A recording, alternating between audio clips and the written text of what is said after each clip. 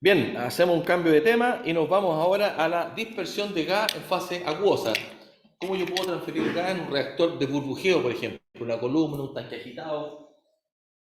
Caso que vamos a ver, proceso alternativo para la extracción de yodo, mejoramiento de la disolución de litio con CO2 en fase acuosa. Acá solo entender, esto de una conferencia de un tiempo acá, donde solo desarrollamos un inyector de gas que se llama el Impingent, bueno, Impinging, acá. Que es porque tú puedes generar burbujas con un agitador. Tengo aire bajito, que no es muy bueno, tiene una superficie rotacional fija, o puedo pegarle un choque. Eso es lo que desarrollamos, ¿ya? Lo que más funciona así, no hay mucho que hacer, son los inyectores porosos. Es lo que más ocupamos, inyectores porosos. Eso requieren delta P. Después hay otra línea que son con orificio. Y acá está el gran tema de cómo caracterizar el área superficial. Necesitamos medir tamaño de burbuja, ¿ya? Esos son como los más conocidos. También yo podría trabajar con lo que llamamos los sistemas DAF y CAF. Se ocupan comercialmente. DAF con D significa Dissolved Air Flotation, y CAF funciona con la bomba centrífuga operada en cavitación. Le meto un poquito de aire. ¿Se echa a perder? Sí. ¿Dura 3 meses comercialmente? Sí. Pero es más barato que un sistema presurizado. ¿Cuál es la gracia? Que yo meto aire a presión, 60 psi, queda disuelto y cuando se expande aparecen micro burbujas de 10-20 micrones que tienen mucha superficie, ¿ya? Se ocupa en la industria de tratamiento de aguas servidas. Tiempo atrás trabajamos con una empresa holandesa, vendíamos equipo. Industria sangre. Lo malo es que tú necesitas mucha recirculación, ¿no? Entonces no estamos en onda DAF como superficie para hacer tratamiento. Estamos en onda de las microesferas de vidrio funcionalizadas. Esa la desarrollamos acá también, que es para meter superficie y transportar cosas, para agarrar color y todo. ¿Ok? Esa es la mejor. La otra forma de electroquímica es hacer reacción química. Si tú colocas agua, metes con un electrodo, genera hidrógeno y oxígeno. Esas son micro burbujas. La única forma es generar burbujas muy chiquititas. Todo lo que es dispersión lo generamos con suerte, 0,5 milímetros, con suerte. Hay un aparato así que hace poco, que es un inyector, lo inventamos hace poco, que es un inyector de gas, donde tú vas a pasar un líquido. ¿Ah? Se me olvidó colocarlo, lo demostrar. La gracia es que genera burbujas muy finitas. Eso lo queremos para los inyectores de gas en las pozas de evaporación solar. Eso es lo que queremos hacer ahí. Pero de esto hay varios temas. Nuestra expertise como Santa María en el grupo de trabajo es dispersión de gas. ¿Ya? ¿Por qué? Porque si somos capaces de controlar el área interfacial, reducimos el consumo, aumentamos el CAG, el coeficiente de transferencia de materia. No sé si ya le di un caso de estudio del CO2 en la planta de litio, pasamos de 10 a 2, 10 veces más chico, solamente con conocimiento de esta parte de dispersión de gas. Se pueden hacer cosas. ¿Ok? Bueno, este es el que le hablaba hace un rato, este es un inyector que funciona con una tobera, que inyecta líquido a alta presión, eso chupa aire, y en esta cámara se produce una mezcla de burbujas de aire. Esta es la celda Jameson que está comercializada, pero también es un sistema para poner en contacto aire con, si tú quieres airear algo, por ejemplo, meterle oxígeno de la atmósfera, simplemente con una bomba centrífuga con presión y una tobera, a través del jelly genera este froto, la garganta, el líquido que funciona. Este es del libro Chemical Engineering, es algo muy antiguo, más de 50 años, a través de todo. Misma idea se aplica para generar mucho más vacío, pero con vapor a presión. El vapor tiene más entalpía, por tanto la diferencia que genera se traduce en un mayor vacío. Entonces, aquí está explicado simplemente para mostrar la capacidad de absorber o mezclar con aire, generar burbujas. ¿Ya? Este mismo equipo lo tenemos en el laboratorio de control, en el tercer piso, se llama celda Jameson, que tiene una tobera y un downcamer, y eso sirve para poner en contacto una pulpa de minerales con burbujas de aire. ¿No? ¿Sí? Una forma sencilla de generar burbujas sin inyectar aire. No sé si lo ven. Es una forma sencilla sin inyectar aire, donde el aire que se suministra es función solo de la velocidad del líquido. ¿Se cachó? O sea, con una bomba que compro en el Easy, de las más baratas, no una Pedrol, una de 40.000 pesos, de 30 litros minuto, genera un sistema que mezcla aire con agua. que no es burbuja. ¿Ya? Después tenemos sistemas con Venturi. De hecho, esto lo desarrollamos en un proyecto que no está acá para recuperar la tinta de papel, el grafito del papel. Esto lo trabajamos en una empresa que hace el diario del New York Times, en Ottawa. Esto fue más o menos el año 98, hace mucho tiempo. Quizás ya no. ¿Qué año naciste tú? Mira. No, 2001. No eres un óvulo, ¿no? Cuando tú eres un óvulo, los espermios se producen después, me tocó trabajar en esto en el 98, a ver si contaba. Pruebas con este sistema de inyección de gas, donde tú haces circular una solución y aquí metes aire a presión y como que tú le cortas la cabeza a la burbuja. Mira qué interesante. Esta es la velocidad del gas, esta es la velocidad del líquido, como que cortas que recircula. Paralelizado, mira cómo sube el gas Holland, con uno llega a 5, 10, 15, 20. Ese es un inyector Venturi. También se puede usar pero en un principio se cacha que aquí meto el circulo culpa. La verdad es que puede ser culpa sucia. Y puedo inyectar aire o chupa. Y de hecho, nosotros construimos uno de poliuretano que es transparente. Y súper cholo, súper sencillo para trabajar con. De hecho, era pasta de papel. Entonces, ¿cuál es la gracia? Que nosotros le sacamos la tinta. Y comparativamente, los equipos de flotación eran súper sofisticados en hacer el occidente, una cuestión más sencilla, después lo cambiaron. Y además, a esta burbuja le echamos aceite para que quedara más hidrofóbica. Entonces, como tú tienes papel más blanco, ocupa menos arbolito. Entonces, ya en el año 98 andamos. Fue suerte que me invitaron a trabajar en ese proyecto. Fueron 3 semanas de pega en Montreal y Ottawa, en Colombia. ¿Ok? Eso está publicado a más detalles, pero ese es un inyector de gas, de nuevo, súper sencillo, que funciona en columna con recirculación. Después están los porosos, y por esto somos más o menos bien conocidos. Este fue el desarrollo de hacer un inyector poroso. Mientras más largo, en la medida que yo le empiezo a agregar aire, se empieza a llenar los hoyos de más adelante. Por tanto, es más o menos fijo y estable el tamaño de burbuja, a diferencia de un inyector de gas más corto que se satura y se descuadece, se junta la burbuja. Entonces, estos más larguitos funcionaron súper bien. Y la otra gran gracia que podemos medir tamaño de burbuja. Si yo digo, este equipo hace esto. ¿Se entiende? Puedo medir tamaño de burbuja. Este desarrollo de tamaño de burbuja se inició en la Universidad de McGill, en Canadá, tipo 2002, 2003. Yo llegué en 2003. ¿Y tenéis 4 años? No, ¿cuánto tenéis? 2 años. Estaba con pañales.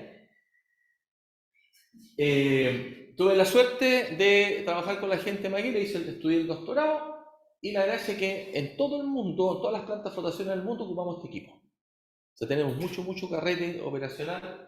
Son celdas grandes, esto en Ryan, esto en Sudáfrica, recorrimos hartos lugares, fue súper entretenido. Un doctorado bien carreteado.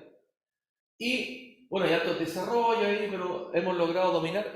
La Santa María también, el profesor Llanato y Luis Binet son especialistas. El otro que está en este tema, el Vivi Crach, de la Universidad de Chile, que es el subsecretario de Minería, así que está un poco alejado de la burbuja. Y Miguel Maldonado en Santiago. No hay más gente que trabaje en temas de burbuja, así que es una gran ventaja comparativa. Ya explicamos esto, volví a colocar la misma transparencia. Siempre vamos a hablar de diámetro Soter, no hablamos de diámetro promedio, ahí está la forma de calcularlo. ¿Sí? Está el D30, revisen esto de nuevo, porque también es aplicable para gotas, partículas. Si usted tiene un dato promedio, es muy malo. Si revisa correlaciones antiguas de hidrociclones, cosas así, siempre hablan del promedio porque es lo que podían medir, porque no sabían mucha estadística y no podían medir. ¿Qué diámetro le coloco? Ahora se puede medir y lo correlaciona. ¿Estamos? Bueno, ese es el aparato. El aparato es esta caja que está acá, donde tú inyectas, se llena con líquido, sube la burbujita, se toman fotos y image análisis. Esto en Australia, a todo sol, estaba más cabro ahí. Esto es una colega de Turquía. Estamos en El Salvador, venimos de Canadá acá, hacen mediciones en varias celdas. ¿Okay? Entonces ese es el aparato para trabajar con celdas industriales, que se llama el McGill Bubble Viewer. Estas son fotos, son pantallas más redondas, se ve, pero aquí solamente es para demostrarlo, explicarle. Aquí en ambos casos tengo un flujo de gas de 0,5 centímetros por segundo, hablamos de velocidad superficial. Es decir, el flujo de gas dividido por el área transversal. ¿Estamos de acuerdo?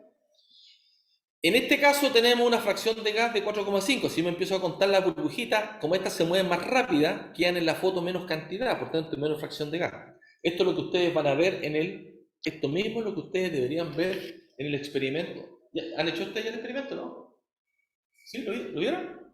Entonces cuando agrega el espumante, se expande. ¿Viste? Magia. ¿Lo vieron? ¿Ustedes lo hicieron, no? Entonces, ¿por qué se expande? Como las burbujas más grandes se mueven más rápido, no se acumulan en el estanque. A pesar que estoy inyectando lo mismo, el flujo no lo he cambiado, tengo flujo básico en los dos lados.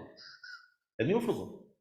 Entonces, ¿cómo explico yo esto siempre? Imagínense que usted tiene una micro y tienen gente que entra por un lado y sale por otro lado. Digamos que entra un pasajero cada 10 segundos.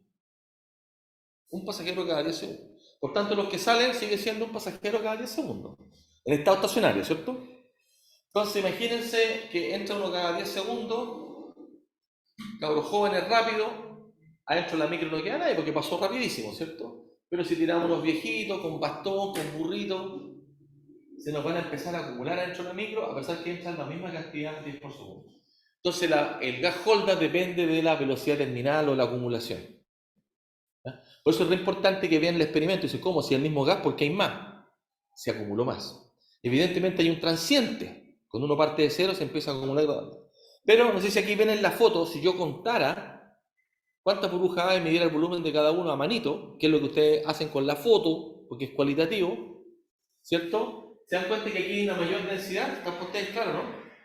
Hay mayor cantidad. Si yo mido el área, simplemente imponiendo las áreas, hay mucho más área. Ese concepto de gas holder es súper importante que lo manejen, porque ese mismo eje me va a determinar el área interfacial. Entonces yo les puedo pasar esa foto, ahora les paso esa foto. Sin nada, ustedes me pueden decir cuál es la fracción de gas y cuál es el tamaño. Sí, pescan un par de muestras, eso es 1 milímetro, digamos 2 milímetros, no menos. Digamos 1, acá unos 2, 4,5, entonces 6 por 4,5 dividido en 2, comparado con 6 por 0,5 dividido en 1, da mucho más interfacial. Y si tengo más interfacial, ¿qué significa? Que la transferencia de materia, el flux es más alto. Si el flux es más alto, va a ser más la condición de equilibrio. ¿Se entiende? Por eso hacemos todo esto y les digo que como equipo de trabajo tenemos la capacidad de hacer esto. Si ustedes revisan paper y artículos, ¿quién puede medir el área interfacial en reactores de ozono? ¿Qué hago? Les coloco un 100 en un quiz, si encuentran algún artículo. De nuevo, les coloco un 100 en un quiz si encuentran un artículo donde se mide experimentalmente el área interfacial en un proceso de reacción aire con ozono. Aire con ozono, reacción química, les coloco un 100 en un quiz extra. Si encuentran un artículo que mide tamaño burbuja y mide obviamente no si es un material de nosotros, no. Si es un memorista nuestra, no. ¿Estamos claros? Que mida área interfacial. Le coloco un 100 en un quiz. No. Pero lo que les quiero decir es que estamos en la cresta de la ola de estas cosas que estamos hablando. Para que ustedes se den cuenta. Porque es muy difícil. ¿Quién mide tamaño burbuja? ¿Quién tiene un aparato? Fue desarrollado en Maguire y la patente de la Santa María. Por eso, los desafíos que busquen. Para que vean que es verdad lo que estamos hablando. O sea, es top lo que estamos haciendo. Ese es el mensaje. ¿Estamos? Y de hace tiempo. Este es el caso de la planta, no sé si siento que son 3 reactores en serie. Generalmente cuando hablamos de reacción química, lixiviación, tenemos 3, 4, 6. ¿Recuerden esto? Siempre la suma de varios equipos en serie en una reacción, en un proceso, el volumen total va a ser más chico que uno gigante. Eso tiene que ver con la cinética del reactor de tanque en serie y un solo tanque en serie. Y eso lo reforzamos y lo vemos y lo estudian y los convenzo de esto, no, les demuestro en lixiviación. ¿Ya? Entonces en este caso tienen 3 reactores en serie. Disculpen, hay detalles operativos que digamos la alimentación se cortocircuitaba y cosas muy sencillas. Pero cuento corto, esta cosa tenía un dispersor de gas que era en orificio de 1 pulgada, por tanto eran burbujas muy grandes. Ellos creían que por el solo hecho de tener un agitador Vienen a ser burbujas más chicas, pero mentira, eso no es así. Para que ocurra ese esfuerzo de corte tiene que ser muy cercano, tiene que tener un gap así, no sé, 8 milímetros, ahí funciona, que son las celdas de rotación. Pero gasta más energía, consume más energía. ¿Estamos? Esto no va a funcionar el día del NIS, pero estos son los inyectores que le ofrecimos. Ese fue el diseño. Reemplazamos el anillo, el tubo con hoyo de 1 pulgada, ¿se entiende? Se reemplazó por esta araña, con estos tubos, ¿se entiende? Entonces el anillo que estaba abajo con orificio de 1 pulgada, ¿sí? Ahí se había instalado, entonces aquí había un anillo, entonces eso lo cambiaron en 1 semana, hicieron los tubos. Y estos tienen tela filtro. ¿Se entiende el cambio que se hizo? ¿Qué pasó? Bajamos de, no sé, voy a inventar porque nunca lo vi, de 10 milímetros a, porque es un ambiente bien salino, tal vez 0,5, 0,6, burbujitas mucho más chicas. Bueno, acá este es el dato duro. Pasamos de 7 toneladas de CO2 por tonelada de carbonato de litio a 0,6, 10 veces. O sea, aumentó el área interfacial 10 veces. Con eso uno podría calcular cajón y tamaño de burbuja. Podría. Ese es el agitador que yo les decía, esto es imposible. No es para eso. Esto simplemente asusta a las burbujas. No. Entonces, cuando vi esto, digo, es malo el diseño, así con mucha seguridad. ¿Ok? Y ahí estaban tirando mucho aire. Entonces dije, oye, no, pues si la idea es que ahora tú puedes bajar el flujo de CO2, no era aire, CO2. Puedes bajar el flujo de CO2, o sea, no entendieron que esto era para reducir el consumo de CO2. Bájalo, de hecho tienes que bajarlo 10 veces. ¿Entiendes? Ahí estaba toda máquina, estaba un burbujeo muy grande. Ya, en reactores de columna, este es el área interfacial, ojo, referida al volumen de líquido. ¿Estamos claros? Si fuera área interfacial referida al volumen de reactor, volumen efectivo, es decir, 1 menos Eg, porque 1 menos Eg es líquido, volumen de líquido, ¿sí? Yo pensé bajar en la misma proporción. ¿Qué cosa? ¿Con diámetro? El volumen de gas se baja en la misma proporción que el tamaño de la burbuja. No, porque lo que pasa es lo que te explicaba recién, que tiene el tamaño tiene un efecto en el diámetro y en el cajón. Que tendría que dividir los 10 veces y el tamaño de la burbuja. No sé, nunca me dimos el tamaño de burbuja, no sabemos cuánto es. Lo que sí sabemos es que el consumo bajó de 7 a 0,6, por eso te digo que, pero no sé, hay una combinación de tamaño burbuja y gas Holda. El único dato que tenemos, para llegar a la misma conversión del reactor químico, bajaron prácticamente 10 veces el consumo de CO2. Son $300.000 al año en menos CO2, porque el CO2 es barato. Pero es plata. 300 palos, y esto costó 2 o 3 millones de pesos, voy a hacer un mono y tirarlo. Eso costó. ¿Ve? Esta parte es importante entender cuando yo tengo mucho flujo de gas. Entendamos el mono acá. Este es el diámetro del reactor. Y acá está la velocidad superficial del gas en metros por segundo. Entonces yo lo digo así, aproximadamente cuando tú tienes más de 3 centímetros por segundo. Más de 3 centímetros por segundo.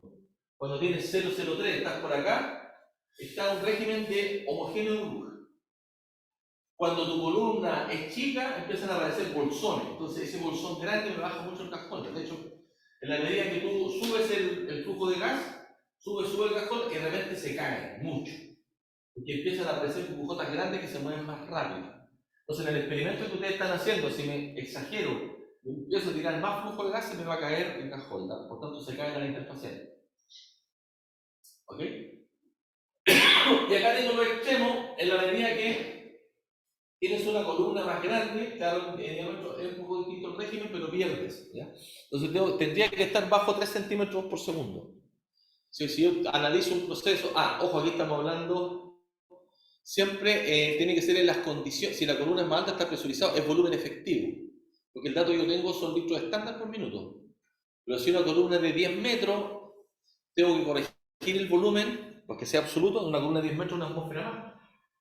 O sea, un litro por minuto inyectado en una columna que tiene 10 metros de columna de agua es medio litro por minuto. Porque corrijo por presión atmosférica. Tiene una atmósfera más la columna de agua. ¿Se entiende?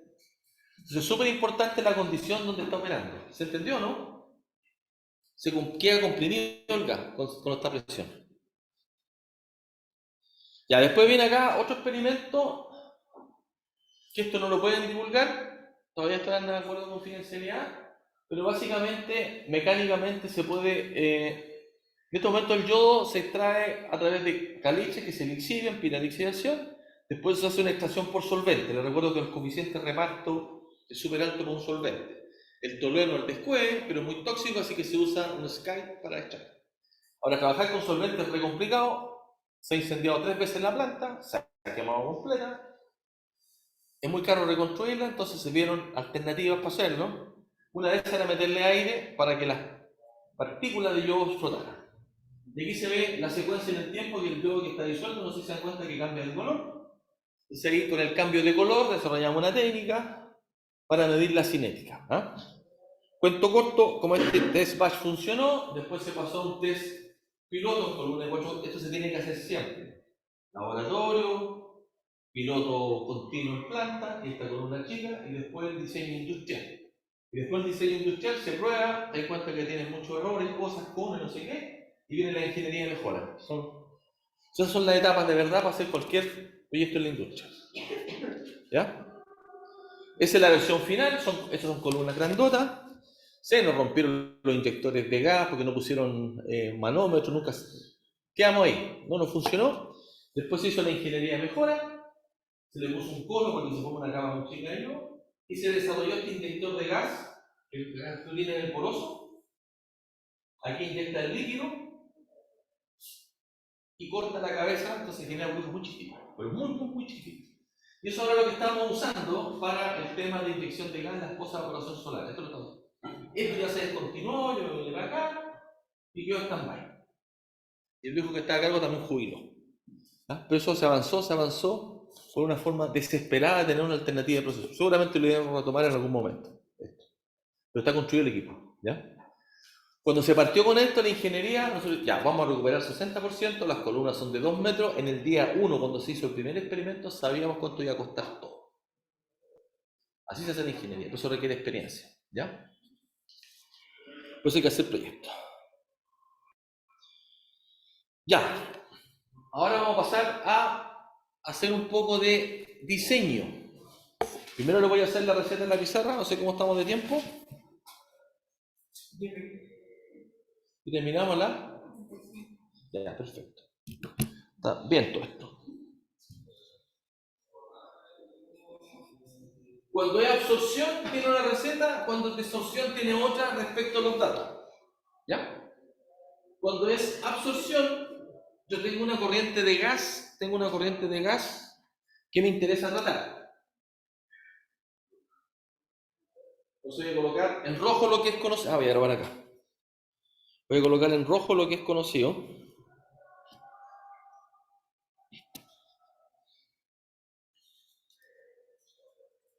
En rojo lo que es conocido. Digamos, esta es la fase gas. Digamos, voy a colocar la nomenclatura que se me ocurra. Uno es conocido, es el gas que necesito tratar.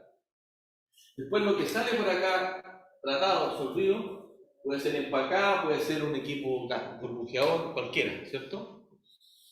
I2 que le salía, ¿lo conozco o no lo conozco? Sí lo conozco porque es lo que me permite la autoridad. Esto tiene que ver con la regulación. Regulación,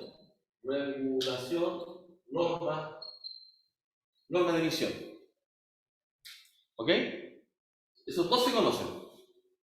Después acá alimento el líquido y acá sale el líquido cargado, ¿cierto? Digamos que esto es X2, esto no lo conozco. Este líquido puede ser a veces 0 o puede ser mayor que 0 en el caso que lo recirculo de otra etapa, ¿se entiende? ¿Qué es lo que otro debe conocer? Debe conocer la línea de operación, ¿cierto? La línea de operación. Pues acá tiene su X, ¿cierto? Y acá tiene su composición en fase gaseosa y tiene su línea de equilibrio.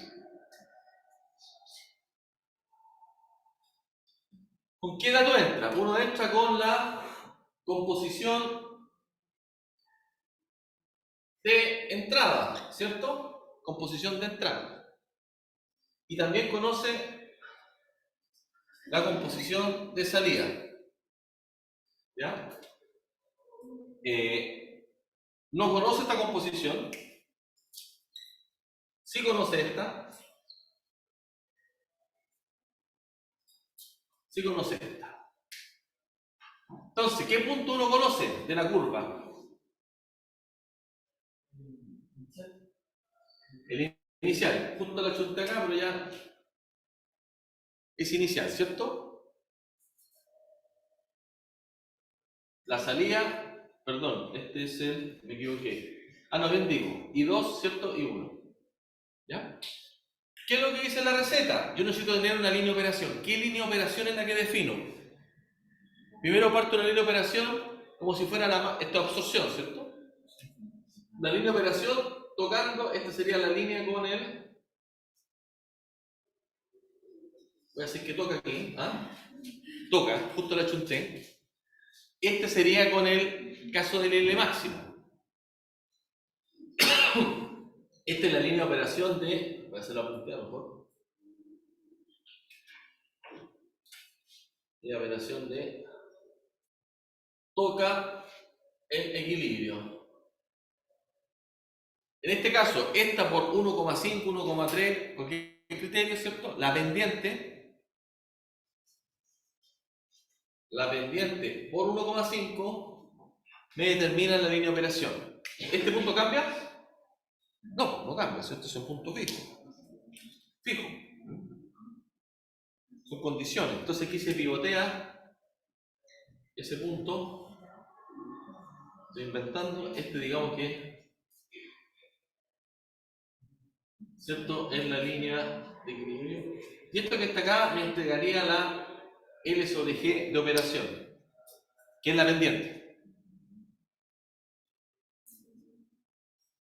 Operación. Por tanto, el X2, y obviamente toca I1 siempre, porque I1 es el gas con que entra en contacto, ¿cierto? Sigue la misma línea. ¿Y qué me determina acá esto? Me determina dónde queda el X2 bajo esa condición. ¿Qué va a ser función si es 1,2, si es 1,5? Se va a ir moviendo. ¿No? Una vez que tengo eso, una vez que tengo la línea de operación, ¿qué más hago? Por ahora, como están aprendiendo, ¿cierto? La operación, suponte que me da esta línea, la línea de acá. Suponte que esta es mi línea de operación. Lo que viene ahora es definir el número de etapas, me quedo fea, pero en este caso tiene dos etapas de equilibrio. O sea, con 2 etapas de número de etapas de equilibrio. Otra cosa es cuánto es la altura de la etapa de equilibrio, que eso depende de otra cosa. Tengo que darle el KIA, por ejemplo. ¿Sí? G' sobre KIA, me da la altura en metros. Esto me dice cuántas etapas. Pero falta algo acá. Son 2 etapas teóricas.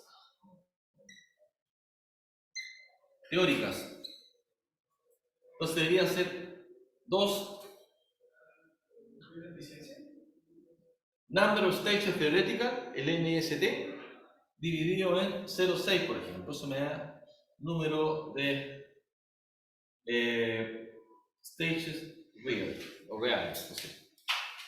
¿Ya? Esa es la receta, es sencilla, no tiene ninguna complicación. Hay detalles, obviamente, que la altura de la etapa y cosas que son un poco más técnicas, que las voy a mostrar ahora. Ya las hemos discutido intuitivamente. Me equivoqué, ahora los lentes.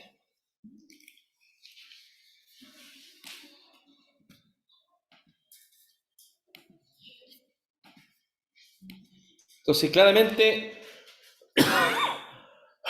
la forma analítica, necesito el dato que hay para el número, para la altura de una etapa, necesito algún modelo de equilibrio para poder calcularla.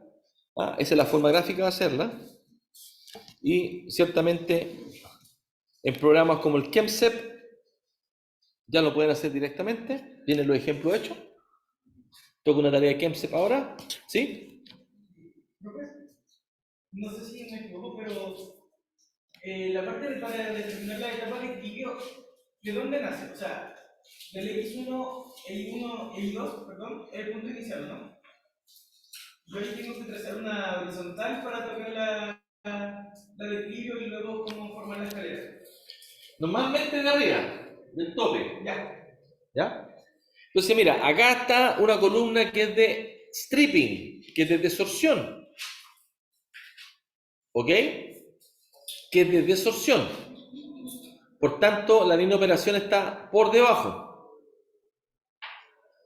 Entonces, lo primero que uno hace, en el mismo programa uno lo puede colocar, aquí aparece el I sobre V, que es el vapor máximo, te genera esta curva. Entonces, esa pendiente yo sé que tendría que ser 1,2, 1,3 veces para que te genere esta curva. Y ahí y el mismo programa te entrega el número de etapas, que son 5 etapas teóricas. ¿Estamos? Entonces, aquí tenemos una alimentación X0, 0,35, que es como viene, en un stripping. En el caso del stripping, el dato que te doy es la carga máxima de la solución, ¿cierto? ¿A cuánto sale? No lo sé, va a ser función de la línea de presión resultante y el gas que se pone en contacto de salida, ¿ya? Aquí el detalle que para el cálculo de la pendiente, en vez de multiplicar por 1,5 me tengo que alejar, por tanto divido por el factor. ¿Estamos claros? Esa es la única sutil diferencia del procedimiento. En el caso CO2, como cambia, el proceso sería más eficiente al agregar reactivo. ¿Ya? Se acerca más al equilibrio. Acá tenemos el caso del efecto de la temperatura. En un desolvedor, si aumenta la temperatura, ¿qué es lo que pasa?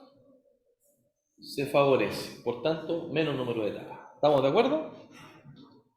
Y aquí está claro el ejemplo a las mismas 2,5 atmósferas, a 40 grados y a 15 grados. La misma simulación. Entonces, ¿por qué aumenta el número de etapas en un desolvedor? Porque al subir la temperatura se favorece la desorción. ¿Estamos de acuerdo? Ya. Aquí estamos claros, vuelvo a enfatizar, esto también ya lo habíamos visto en etapas previas, ya lo habíamos visto, que cuando usted tiene la absorción, multiplica por 1,4 la pendiente, y cuando tiene la desorción, divide. Está clarito, ¿no?